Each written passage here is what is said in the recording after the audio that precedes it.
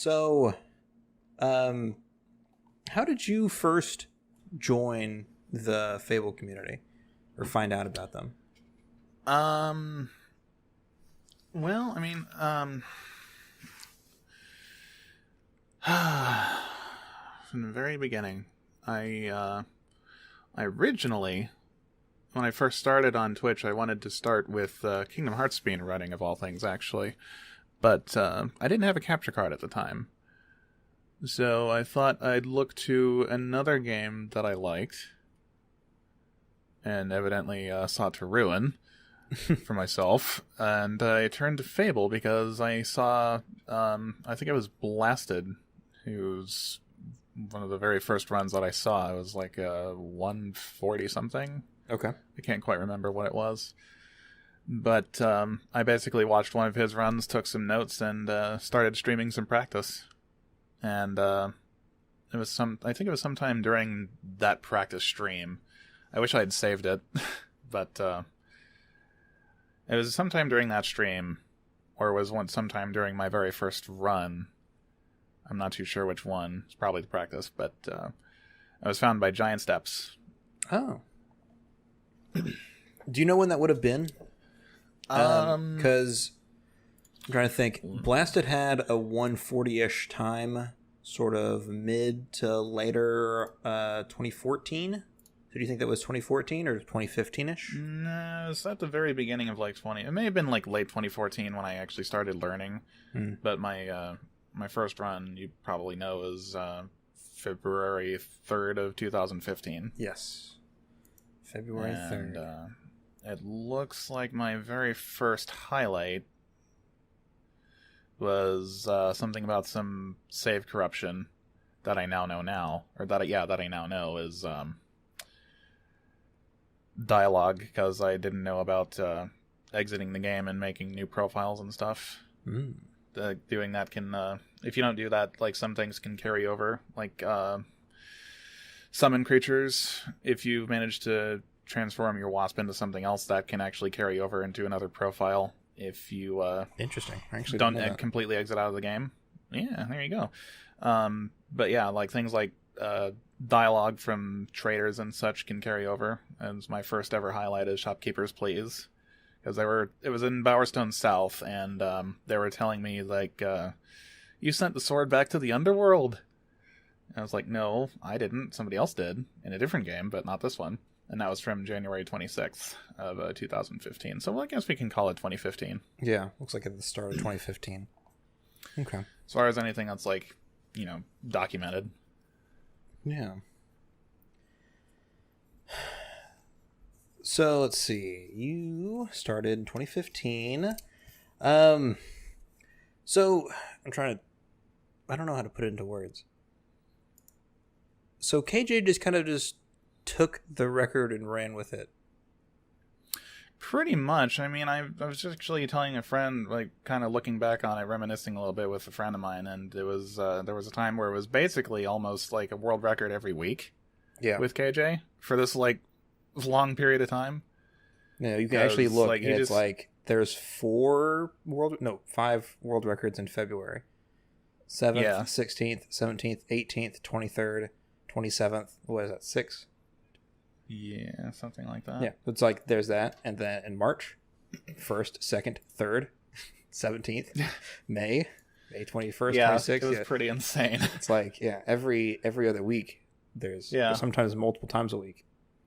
Mm-hmm. Which is crazy. But how did you play into this? It was a crazy period. Because looking at just the world record history, I don't see you anywhere on here until the very end, but I know that's not the case. Well, I mean, I don't know, like, I only just recently got inspired to even shoot for world record altogether by Adam. Like, he's just told me this one at some point, and then I actually, got myself to believe it, and, like, dude, you can actually get world record. You can actually beat that time. Like, he's seen how I do, where I've improved.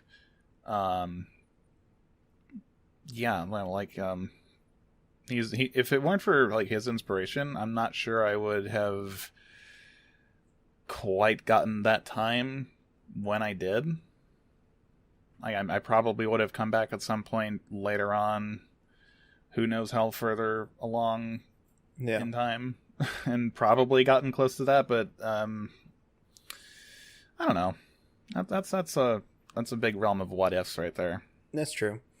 Because one of the things that's up in the air is that, like, as you tied the RTA record, KJ's like, oh, I got to get back in. So, like, yeah, if you had just said, oh, I'll do it next week, like, what if KJ just comes back and takes it again? And it pushes the goal line a little further, and you're like, oh, well, there was my chance. Now it's gone. Not that, it could have happened. Probably. Yeah. No, I mean, like, that's actually something I was legitimately expecting. Not to necessarily poop on him or anything, but I was actually slightly relieved, like, from a really greedy personal standpoint. Like, I don't know, I don't like to think of myself as a greedy person, but that little part of me was, like, really happy his game wasn't running properly, like, during his most recent attempts at trying to get some runs started the other day. Right. I don't know if I'd call that greedy. Part of me was relieved. I mean, obviously I didn't like the fact that he was inspired by my getting close to his time to try and improve his own, and then just having the game disagree with him and say, nah fam, you ain't doing that. But I obviously didn't like that, but no, I mean, at this point I wouldn't care if I get if somebody comes in. Doesn't even have to be KJ. I wouldn't care if somebody came in and actually snagged world record from me like that. I wouldn't care. I mean, I'd welcome it, honestly. So you're just happy that you made it to this point, and at this point, anything that happens after this is kind of whatever? Yeah. And I mean, I'm probably going to end up, working on this time as well, because it's far from perfect. Right. There are so many things that could have gone way better. I think, though, the RNG part of it, that there's two major RNG spots that we like to dub as run killers, and that would be both very much death-themed, of course, Litchfield Graveyard and the Necropolis, because the reason Litchfield is referred to as an RNG run killer is due to two segments in it. There's fishing, which is literally required by the story. You need to fish up this dude named Nostro. His shield is in the water because it was stolen by the Gravekeeper. He's trying to make some money off of everything. But you go through everything else, like you dig up two of his pieces. The Gravekeeper himself didn't have time to hide the helm, so he had it on a shelf right behind him. And then there's a shield in the water that you got to fish up, and it's a pretty dumb minigame. Yeah, and it's wholly based on RNG. Yeah. And it can very easily kill a run before it even has a chance to actually be considered a run. And then there's the other part of that is Circle of the Dead, which is basically you got to kill a certain amount of enemies, and these enemies are only vulnerable when they're within this little stone circle. So whether or not they actually decide to notice you and try to attack you and get into the circle is based on RNG as well. Also, they stumble and as they move in. Yeah, they are very slow moving, and it's painful. I feel like I've had some of the worst luck with that in my history of speedrunning the game. But that's probably just me being biased and salty and everything. But then there's Necropolis, which is probably one of the most interesting but confusing design aspects of Fable. And for that, we have to look for three specific names engraved on the tombstones, and the location of these names is randomized. Thankfully, we actually know that the names and the contents are always the same, So we just look for the names. But because the locations of these names is randomized every time you enter that area, there's never a guarantee of actually getting a good pace out of that as well. Right. It is possible to actually have, like, all 3 names in the very first area, like, as soon as you walk into Necropolis. Mm-hmm. But I have only ever seen that once, and it wasn't even in a speedrun. Yeah, I saw that you had... you have a command in your channel that pulls up that video. I do. I watched that one a little bit. But yeah, that is the god RNG. But that doesn't happen very often, I imagine. That is the only time I have ever seen it. Yeah, that is the only time. All the times you played the game, you've only seen it one time. Of all the times I've seen all the times I've played it myself, I've seen other people run the game. That is the only time I have ever seen it in all 3 of them in that first area. There's a lot of graves. There's a lot of chances for it to not be that. Mm-hmm. So, you got the world record today. I was told that you have like 30 seconds of time save due to newer strats. Could you maybe go into that a little bit? Well, I mean, I did. So one of the things I was told is that the arena with the spinning blades for berserk damage. Yeah. Could you explain that to me? Okay, so what the goal there is, you can actually use a function of berserk where when you get hit, it increases your physical damage output. So, standing in the blades, interestingly enough, if you stand, like, not necessarily quite in the middle of them, but close enough in the middle of them, you actually get hit by multiple blades at once. So each one of those blade hits actually tacks on to that extra, damage output.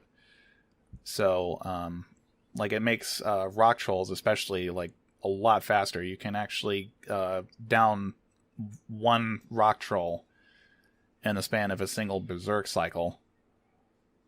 Actually, less than a single berserk cycle, because you go berserk at the very beginning of the round to get hit by the blade traps. But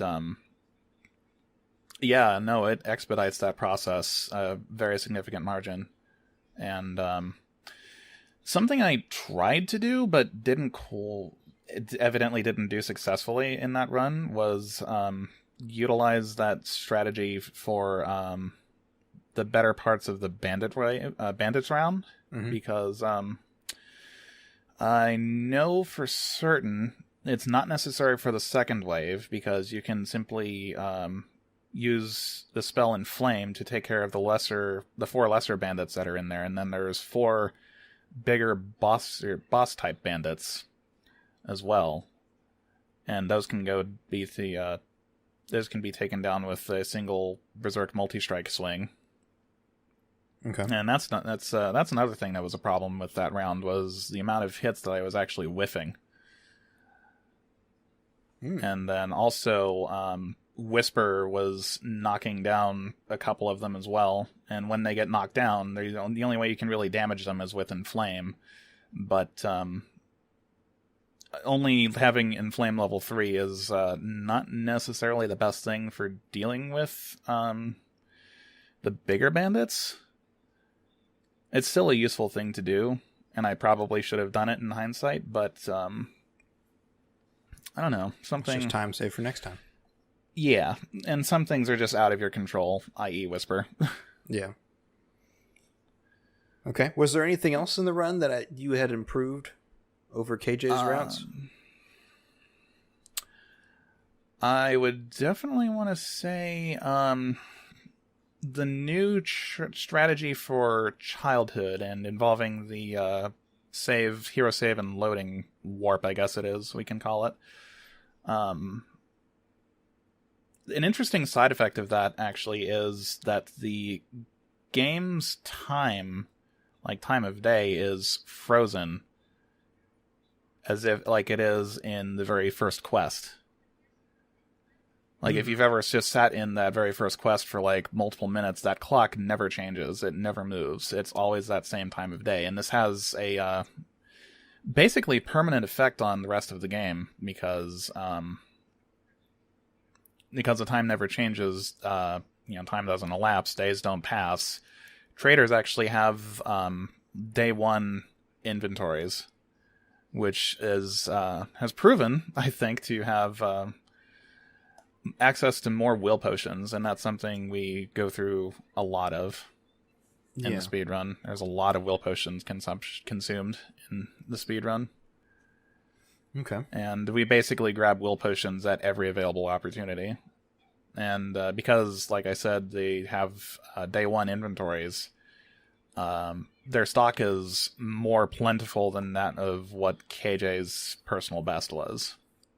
Like, the arena, for example, in his run, he got access to 30 will potions, but with the new strategy and the time being frozen and everything, I had access to 40.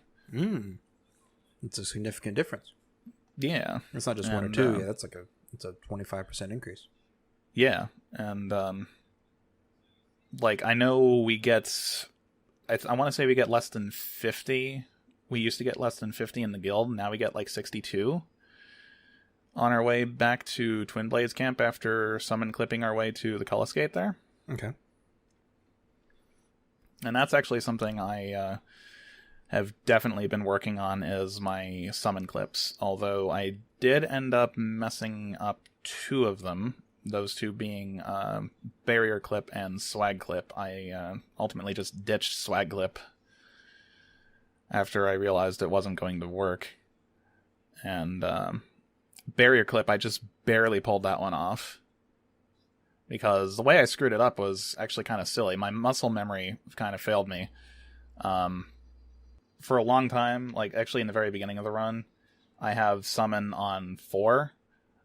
But once I get to the arena, I move summon over to, on my keyboard, it would be 3, 7, and 9. Okay. But 3 on...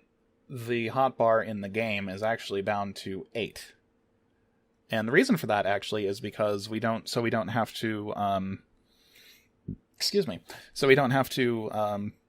reposition it ourselves manually, because dragging and dropping things in the menus is a bit of a pain, because the menu is just laggy, and so is the cursor. So I've basically spent a good couple of hours, I think, practicing that in total. Trying to minimize the amount of cursor movement I need to do. And I like to think I did pretty well, especially in the Oakville buy-selling session. Nice. I'll have to go back and I'll have to do some more notes on this run in particular. I was watching it as you were premiering it, but I was distracted with something else as well. So that's fine. But I will want to go back and watch it again. That's perfectly fair. Yeah. Okay. Is there anything else I wanted to cover? So you started in 2015. Were you there to help with strategy finding and stuff like that? Because KJ is getting world records every week or every day or whatever for 3 months. But he pushes the time down at least 10 minutes. And I'm wondering if you were helping him out with that, or... I don't believe I was. The thing that actually... This is something that KJ actually says in his TLC Any Percent guide from quite a while ago now, and it still holds true to this very day. He says, movement here is key. It can make or break your runs. That is a very, very true statement, and that's something I've definitely taken to working on myself. So you think that was all just him optimizing specifically how to move and not getting caught on stuff? Largely, yeah, because I don't think there were very many strategy deviations from before.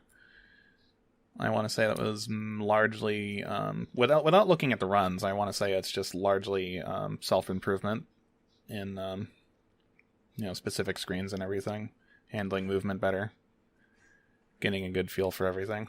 Yeah, he was also one of the first people to introduce Berserk Row Rush. Yes. And I think that he had to, I guess, on his own, kind of route it out, get the feel for it. I believe so. Yeah. That sounds about right, yeah. Because, I can't remember exactly how that conversation went down, but, it was kind of... I don't even remember who introduced it proper, but it was introduced to us, and, God, I wish I had a better memory for this. That's all right. I'm looking at a forum post where this guy named Valiant North mentions a whole bunch of tricks and stuff like that, and one of the things that he says is Assassin roll rushing has been replaced by Berserk roll rushing. I don't know. He seemed kind of an interesting character, but he comes off and says like, "Oh, I found clips for everything, and you can go out of bounds in every map and clip into any object door and all these crazy things." And then that's probably true. That was 2014. He's done quite a bit of summon clipping and experimentation. I know he has a video guide on just the whole premise of summon clipping. And he was actually the first one to finally discover or just pull off summon clipping into the Chamber of Fate to get the Sword of Aeons early in the game. Okay. Which sadly is only really utilized by few runners for TLC. And actually, it may just be Big Law. Big Law's the one I want to know in particular. Yeah. But basically, ever since that day, I've seen a bunch of videos on that very subject, clipping into Chamber of Fate early on. And thankfully, it does work for all versions of Fable, and that's actually what makes the original Xbox Fable run from 2004 as fast as it is. But that's a subject for another time, I think. Okay, yeah, that's fair. What are your thoughts about the future of Fable running? I'm excited. Because I think we've seen quite a bit of interest in the very more recent times. Right. And the idea of speedrunning the first Fable game. And it's come in all the versions, I think. Like, I know we have a newer runner, Midas. He's currently working on, like I said earlier, original Xbox Fable. Right, I've seen him in Discord. There was also some newer runners for Anniversary as well. And also pretty recently, the Fun Cannon did a Fable TLC any % for his 12-hour speedrun challenge. Oh. I didn't see that on the board. He hasn't uploaded it yet. I don't think he's submitted it. No, he hasn't submitted it. Yeah. But he does have a sub 2-hour time, which is very solid. It's better than mine. Second completed runs. Very solid time. Yours isn't anything to sneeze at either. I'll come back to it. Doing this video has made me want to come back to it. But I had already planned to do it this year anyways. Well, I wish you all the best in that. And if you ever need any help with anything, you know where to come. Yep, I know where to find y'all. Yep. You guys are always really helpful. Yeah, we are very, very happy to help anybody with any specific areas or just the game entirely in general. Like, I know a lot of people have been wanting to try to get the game to run in windowed mode with varying degrees of success, and Adam actually put a guide on how to do that up on the speedrun.com/FableTLC page. Yep. I got a bunch of notifications open and available for everybody to use and start doing stuff. Yeah, I'm going to start using that. one thing I've always hated about Fable is like I forgot who said it, but I have a friend who says that some of those games are full screen assholes. It's like if you try to go full screen, it just fucks everything up. So it's like it's a bully for the rest of your computer. So I'm hoping that the window mode will help alleviate some of those symptoms. Yeah, I think that's part of why I was kind of robbed, even though I kind of did it to myself. It was entirely on accident with this most recent world record. I've known for a while that holding control while mashing escape will minimize your game. And of course, of all the times to accidentally do that, during a world record pace run, yeah, I had like a full blown panic attack when that actually happened. Yeah, you recovered though. I did. Did you have voice at that point? I did not. It was just game audio. It was just game audio. Yeah. It's probably for the best. Yeah. Shit. Yeah. Not wrong. Not wrong. But like a lot of it would have just been me talking to myself like, I should reset. God, this arena was awful. I'm never going to get a fish like that ever again because that was the Litchfield fish. Oof, that was the best fish I've ever gotten there. I don't think I'll ever get anything like that ever again. That's going to be a tough competitor. Yeah, well, maybe it'll stand for a while. I don't know if it'll stand for a full year like the last world record did, but I hope it doesn't. I really hope it doesn't. We'll see.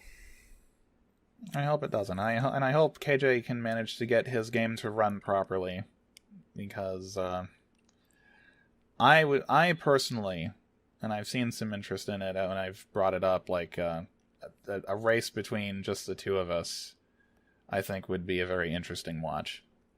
Yeah, and I think it would be very interesting to just partake in it now, because we are both at a pretty darn close to the same skill level, if not like right there. Yeah, I think so. I mean, you tied his record, and then you just beat it by, it was less than 10 seconds. I don't know how much it was exactly. It's only like 4 seconds RTA, but it's like 9 seconds? It was 11 seconds. 11 seconds. Time, actually, yeah. Okay. So, yeah, I see it now. So, y'all are really close. Yeah. And if you, in your splits, actually have the KJ world record and your PB, like, side by side in one split kind of thing. So you can actually see, like, oh, you're better than your PB in this part, but, like, KJ's beating you in this part, or vice versa, where you're, like, destroying KJ, but you're barely beating your own PB. But, yeah, you're still, like, ahead of time in him, so it's, like, it's interesting to see where the two of you don't match up and where you do match up. Yeah. Yeah, I wanted to set my live split up so I could actually see my splits right next to his, because I thought that would be a good comparison. And I think that was the right decision. Yeah. In this no harm, no foul. I think that was a good idea. It definitely didn't hurt in any way. Like, it doesn't detract. And it only adds more information, which is interesting. So, yeah. I think that was a good idea. Yeah. Okay. Was there anything else about... are there any, like, potential ideas? Like, I know that Edom has his prison skip idea. I don't know if that's ever going to happen, but there's a bounty out there for anybody who wants to try it. But are there any other ideas that you have in your head of like, oh man, I'm just looking for that one thing, and then I can get right past that one section? On that subject, there's also a bounty for Litchfield Graveyard, because of that fishing, and it is a genuine pain. That's something that we would very much like to be able to skip. I actually kind of tested again recently, actually, it was just a couple days ago. I decided just for grins to like verify again. I don't know why, but I just did. And I found out something interesting about that. I have a video that says, it's titled, I believe, Why Summon Clipping in Litchfield Graveyard Doesn't Do You Any Good, something along those lines. And I have one for both Lost Chapters and Anniversary. But what it shows off is that you can summon clip the demon door, which is actually technically not a demon door, and more on that sometime else.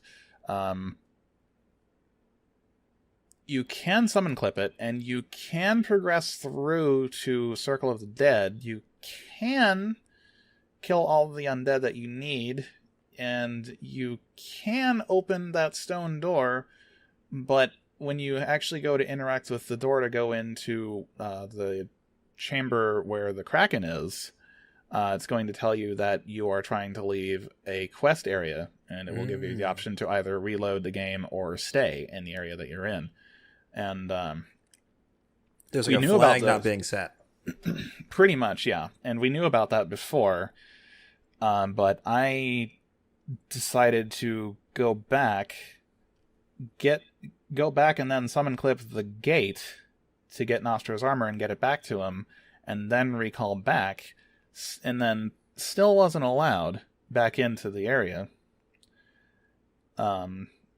Like, there's actually a, quote, useless, end quote, cutscene that happens in the old graveyard path after, you go past the demon door. It's literally like a second long, but that cutscene did not play there.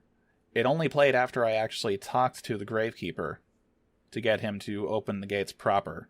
Or if the gates just themselves need to be opened, because you can actually kill that Gravekeeper and loot a key off of him, which will also open the gate.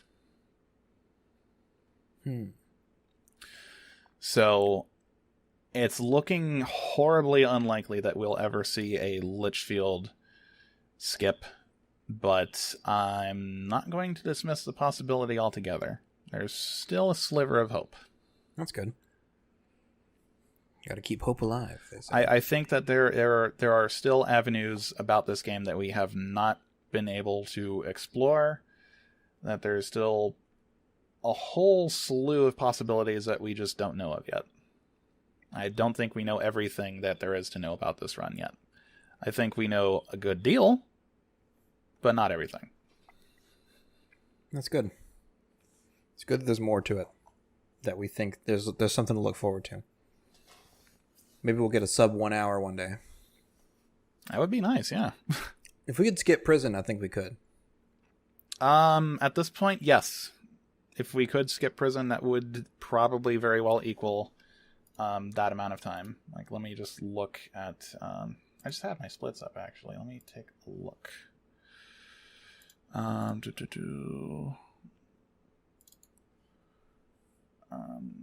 Rescue Scarlet Robe. Yeah, that split itself is... in my run, it was 9 minutes, 47 seconds of loadless time.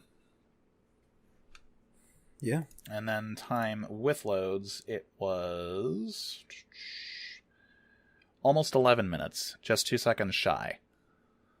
So if we could skip prison, that would very well equal... You're right there on the border of the 1 hour mark. Yeah, and then it would be down to other various RNG and, of course, runner skill and everything like that. Like, it's actually kind of amazing how much RNG there is in the run, like, in very subtle ways. Like, every screen, pretty much, enemies can be... they can be different, they can be in different locations. I think there's a set amount for specific spawn tables or something. But, yeah, like, getting a summon transfer is a very key thing for the Trader Escort quest. And that's something I actually kind of flubbed in World Record today.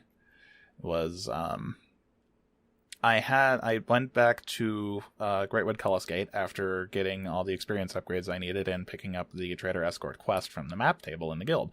I was lucky enough to have a bunch of hobs spawn in the Greatwood Cullis Gate screen, but I wasn't paying attention to my minimap, and I was hoping that there would be more than just the clump of them that were right next to the Cullis Gate.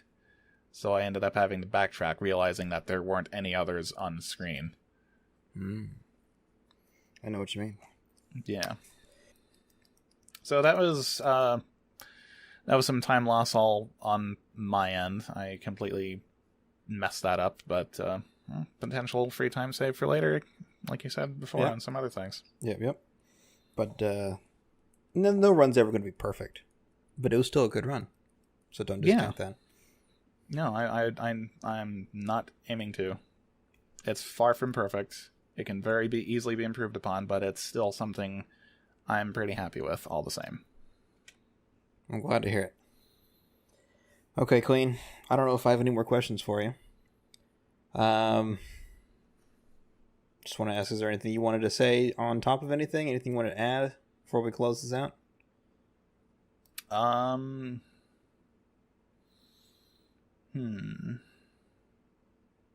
I feel like I should have something to say, but I actually don't think I have anything to say.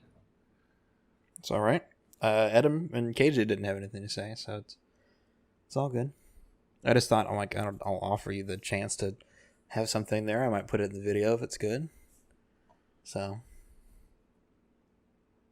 I think I will say one thing. Picking up the game and just learning how to do it in the first place. There's plenty of help. There's plenty of strategies, plenty of different safety cushions that one can fall back on. There will be some tough areas, like the arena especially. That's a pretty tough split to learn and get comfortable with. I can personally attest to that. But for somebody who's new to speedrunning, like I said, there's a bunch of help. Everybody in the community is pretty much willing to help and answer questions and all that wonderful goodness. But if you're trying to go for an optimized time, just be aware it's going to become a bit of a headache, but that's pretty much any speedrun I've noticed.